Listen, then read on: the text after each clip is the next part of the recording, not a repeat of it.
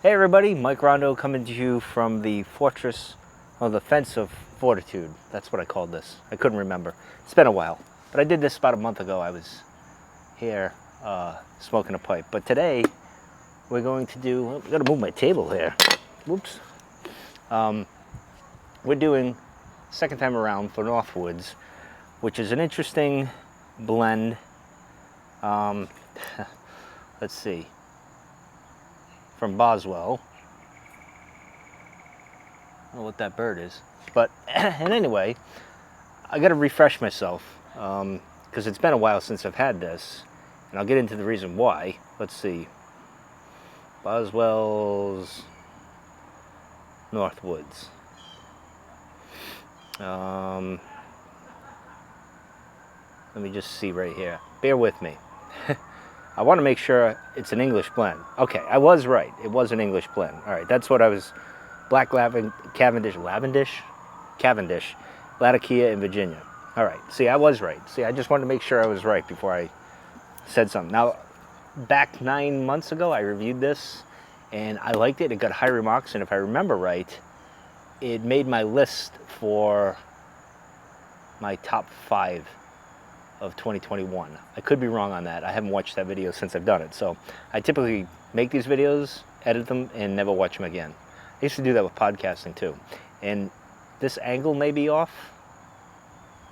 I think my tripod's not level. But anyway, we're gonna press on. Now this is a newish tin, because I had a tin of this when I did the initial review, and I liked it. I was smoking it, enjoyed it. I did the review at the end of the year, and I believe I had this there, and I talked about it. And then something happened. I misplaced the tin. I don't know where it went. It is somewhere in the abyss of the shed of solitude. I have no idea where it went, where it is. I've looked high and low, and I cannot find it. So I had to break into this stash. So it's kind of a newish tin. I have not opened it. The seal is, I don't know if you can see the plastic on there. It's still on there. Oh, wait a minute. Well, look at that. Nope. I stand corrected. I must have broken into this tin. I thought it was still sealed. Well, I'm looking like a liar here. Well, anyway. Oh, it smells beautiful, though. I thought I was opening a new tin. But this is, I think this is the second tin I had. And I think I broke it open. It doesn't look like I really smoked anything in this, so I don't know what's going on. Or maybe this is the original tin I smoked more than this. See? I'm losing my head. Regardless, it smells great. And I'm going to stop chatting about it. Regardless, I am missing a tin of Northwoods that I have no idea where the hell it is.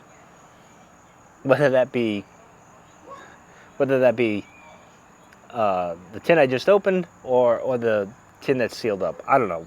I'll look for it. It smells good. But anyway, this is the pipe I'll be smoking. A Stanwell, the Devil pipe. And this is a little early for my Halloween-ish stuff, but I'm feeling the Halloween vibe. Spooky season is upon us. The trees, because we had such a severe drought here in the Northeast and in Rhode Island, in the greater Boston area, it's the trees are turning early. So fall is coming earlier, and even you get a hint of that with the breeze. You get a hint of fall going on. So I brought out the Devil pipe. That's pretty cool, huh? And I brought this out in honor of a friend of mine from across the pond, the gentleman known as, to all of you probably, if you're into pipe smoking, you know of him, you've seen his channel before, Redcoat's Return, then it was Redcoat's Renaissance, Dr. Lester, and I truly miss his channel. I wish he would come back, but I obviously I understand what he's doing and stuff, and I commend him for that. So, you know, carry on, sir. You're sorely missed. So there you go. There's the pipe. There's the Devil right there, and he has this pipe as well. So from one shedder to another, it's like we're twinning, kind of. And speaking of the shed, well, let me load this up here. You know, I'm chatting a million miles here. I might as well load this up, and I got this freaking bug. It gets buggy over here in the fence of fortitude. Is that what I called it? I think it is. I wonder if that's the hummingbird over there. We got a hummingbird that comes by and feeds on those trumpet flowers over there. Doesn't always come by. You'd think you'd see him more, but not that much. All right, I think I packed that pretty good.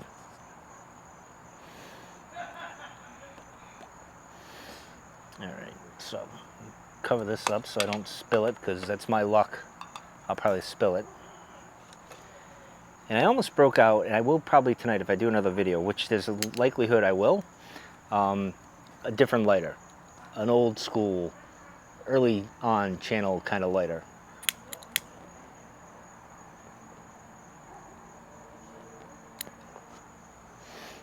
The other thing I'm missing is this. My pipe stand, the leather pipe stand that I had since I got into pipe smoking. I've had it for about 3 years.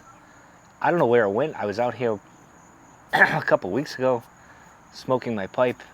I think I put it in my shorts, and I washed my shorts and it's disappeared. This seems to be a running theme with me in my pipe smoking, is I lose things now. So I'm not sure what's going on. And I lost my tamper. So that sucks. I gotta go get my tamper, so I'll be right back. All right, I'm back. Now, I've been using these golf tees by Stay the Course. They got a little devil's head on here. So I've been using these for a while, usually when I'm outside, so if I lose something, not a big deal. You know, if I lost my Sherlock Holmes one, I'd probably cry. No, I wouldn't. But this, I had one in the house there, right over there, but I was going in the door and I reached in my pocket and I had it in my pocket. So I am falling apart mentally in front of all of you. So enjoy the show. And one thing I've been running into this summer is this slight breeze comes in every time I light this.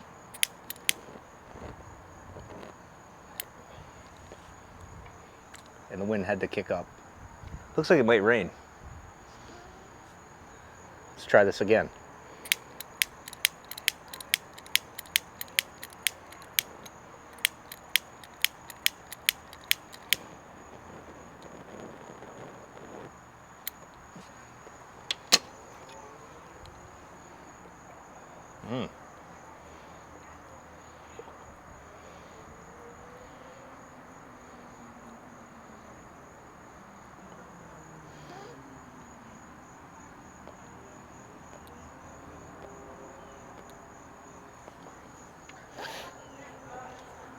Apologies, my neighbors are kind of yapping.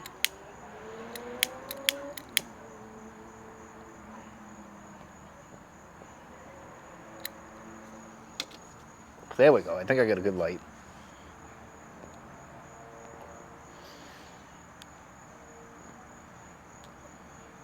Now I can tell you from the puffs that I've had, it still hits high marks.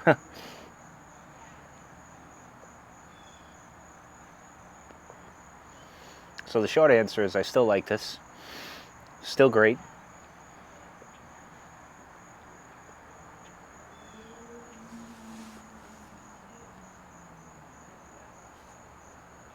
That Latakia, it's stronger than I remember, but in a good way. And this pipe is like a dream. Oh, it's a beautiful pipe.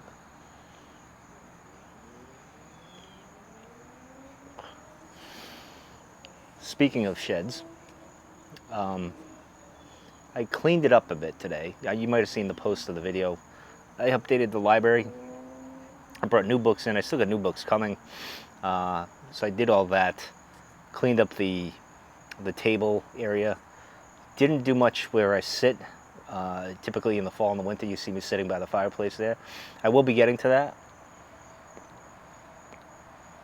Maybe tomorrow. It started getting warm, so I couldn't finish, if you will.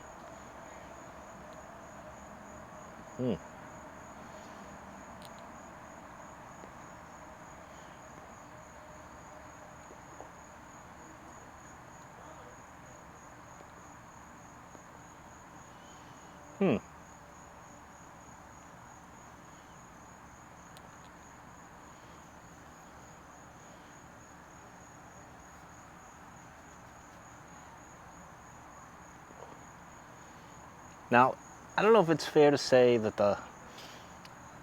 I don't remember the latakia being this strong in it. And this has been in my basement in this tin, sealed up like this. Of course, I thought it was wrapped up. We now know that's not true. So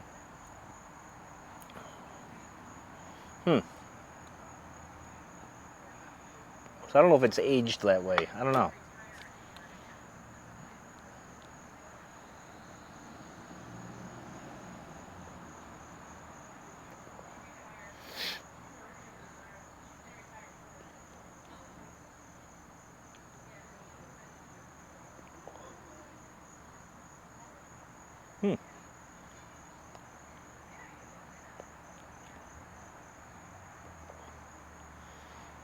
I'm curious as I get down in the bowl if I'll get any other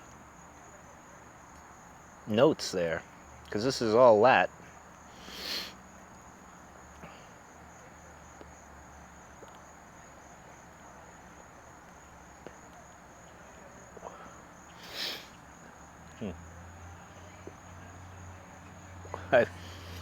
After I did the shed, I decided to indulge in my young adult life in my 20s and relive 1999. And I watched on Netflix Trainwreck, Woodstock 1999. I remember very vividly watching it on MTV. And as you sit back, it's been 20 years or whatever, 23 years, whatever it is, and you sit back and you see that, you see, you know, quite the interesting perspective when you look at it objectively. You can see the original promoters of Woodstock. I forget the guy's name. He looks like a dirtbag, a sleazeball, if you ask me. Just by looking at him. Although you shouldn't judge like that, but sometimes you can look at people, you're like, yeah, you're up to something. And you can tell, like in the baby boomers, peace and love, the hippie thing back in the 60s. Then they grew up and they started loving money, right? And then they raised my generation, Generation X, or I guess you would call me on that micro generation, the Zennials, like in between the Millennials and Generation X. A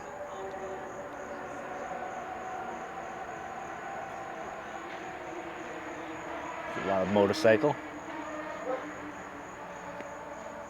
City life.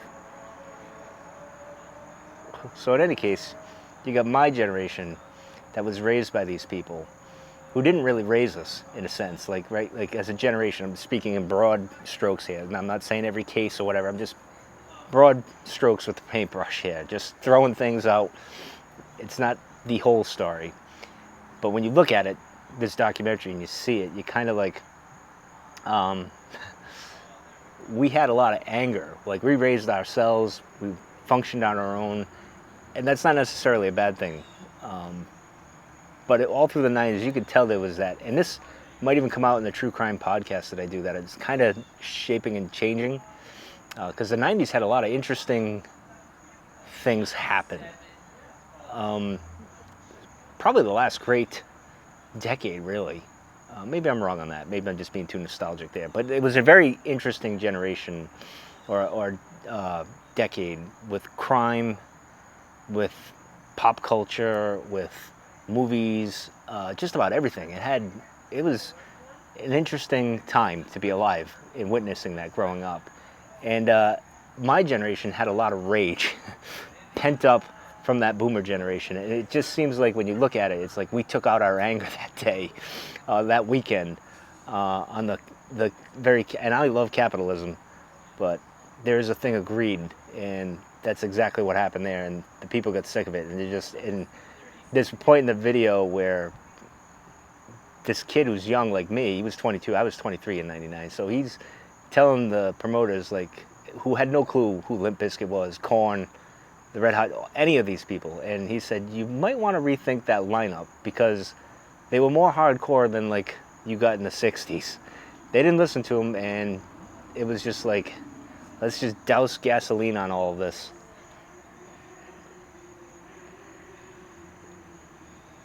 Anyway, it was an interesting documentary. I haven't watched a good one in a while, but that was interesting. I wouldn't say it was great. It's just interesting because I remember, they show those clips of MTV, and I remember that. It's just interesting.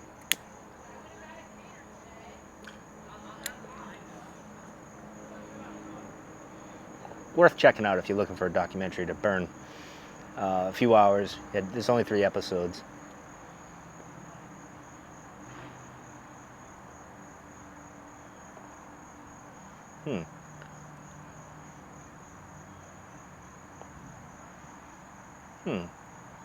Now it's not as heavy on the Latakia now. It's very, I don't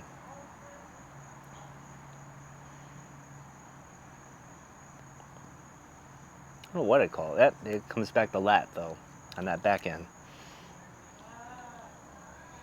Man, I've missed this pipe.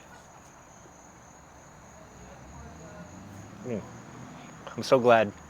Now for me officially, now pipe season's really all year, but pipe season for me is really the fall and the winter and early spring. That's when I'm really into it. Like it's my thing, really.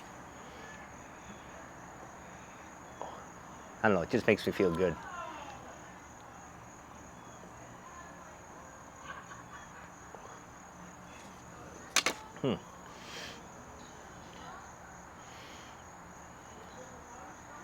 Anybody watch anything interesting documentary-wise? I'm curious. I'm always looking for something to learn about. There was a few others on there that I thought, maybe. But I backed off. I figured I'd go and relive the 90s.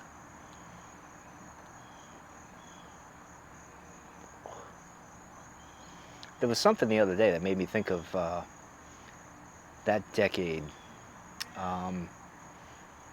I don't know if it was on ID and it was a commercial for the 90s, the Killer Decades or something like that, some promotion thing. And they were talking about the Melendez brothers and all that. And it got me thinking, actually I know what it was. I was watching Scott on Tape, who's one of the YouTubers that I absolutely enjoy his channel.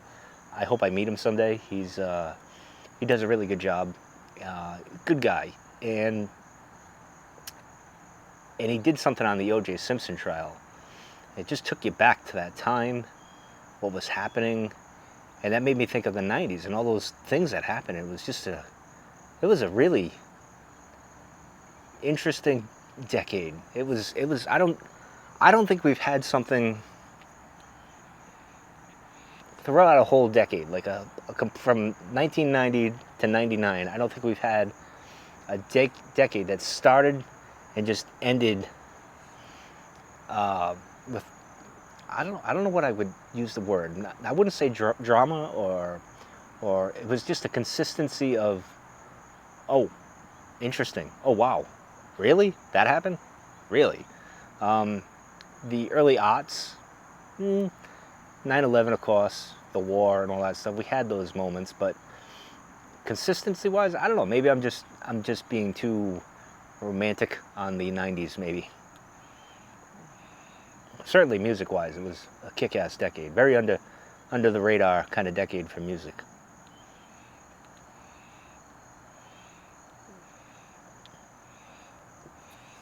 In fact, last night I was listening to a lot of that 90s rock that I loved. And one album I decided to chill out with was Pink Floyd's Pulse, that live album. I love that album.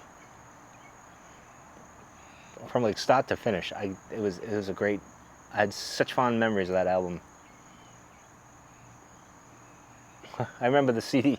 Yes, this is how old I am. The CD jacket had a little blinking thing on it, like for the Pulse. How tacky was that? For Pink Floyd, that's kind of tacky, but it was a cool album cover.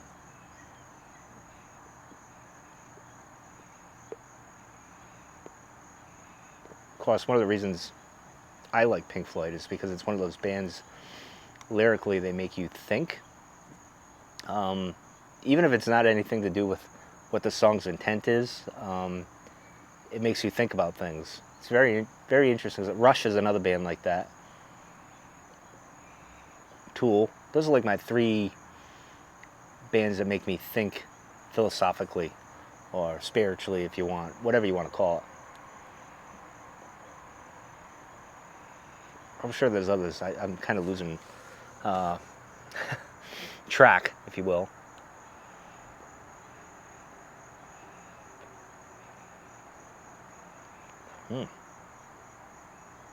Now, the reason why I'm not gushing over Northwoods here is because I like it. As I said, it's really good. If I just tried this year and I was doing a top 5, this would probably get on that list. Now, my top 5, to clarify, is new tobaccos I try in the year, not ones that I've had in the past. Although maybe next year, the end of 2023, maybe I'll do my top 10 tobaccos of all time on YouTube. Now that would be an interesting and hard list for me to do, I think. I mean, I couldn't add Virginia Cream, Gentleman Caller, Haunted Bookshop on there. Those are like my top 3 all time. I love those things. I couldn't put those on the list because it wouldn't be, then it would be really, from 4 to 10 would be the list, really. Well, maybe I'll do that, mix it up.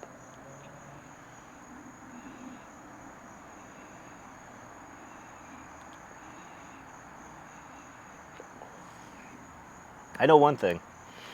The tobacco's good, and you should have it.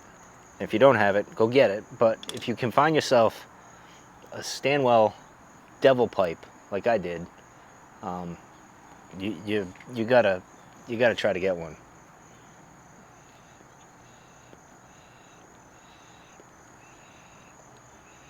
Now I consider this a Halloween pipe, but this is all year.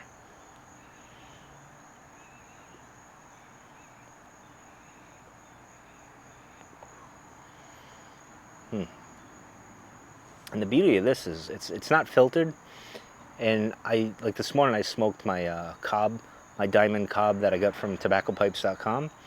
And occasionally I get little bits of tobacco that come up, get me in the tongue. And this one, I got one underneath my tongue, like under there, and I had to, that was a mess. But anyway, that happens occasionally. Not all the time. Usually I kind of have my tongue, when I first start puffing, kind of to block it. So that situation don't happen. I just happen to forget. But this pipe, I've never had that issue. Probably because it's a long stem here, but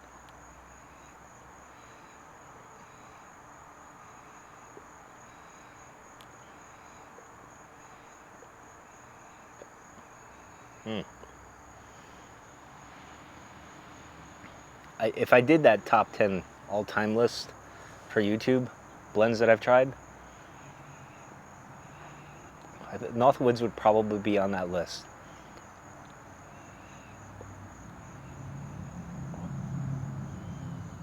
Probably in the 10 or 9 spot.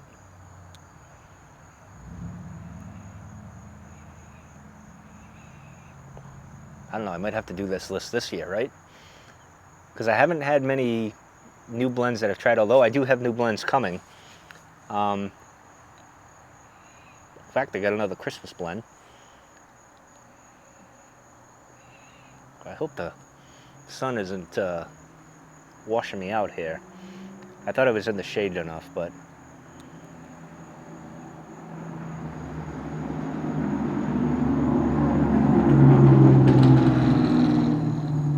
someday I'll be in the country and all I'll hear is birds and critters in the wind and not that Yahoo with his muffler, which is funny.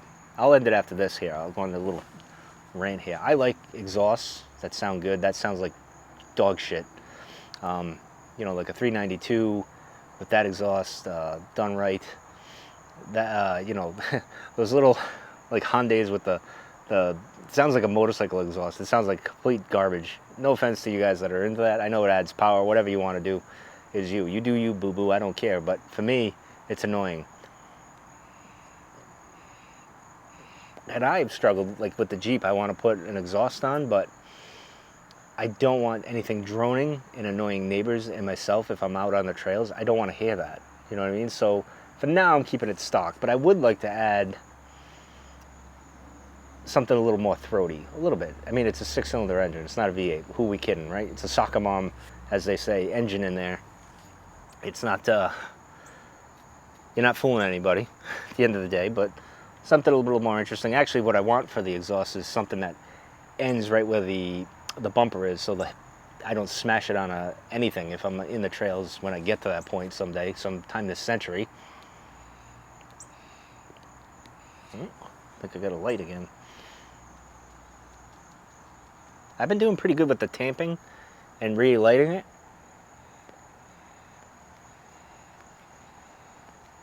No, not getting it this time. I've gotten better at that after 3 years.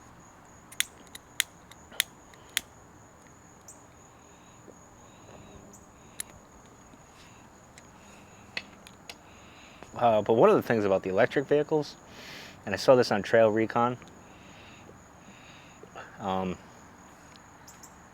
they're not the end-all, cure-all for the climate thing, but that's not what this is about. This is about when he was on the trail.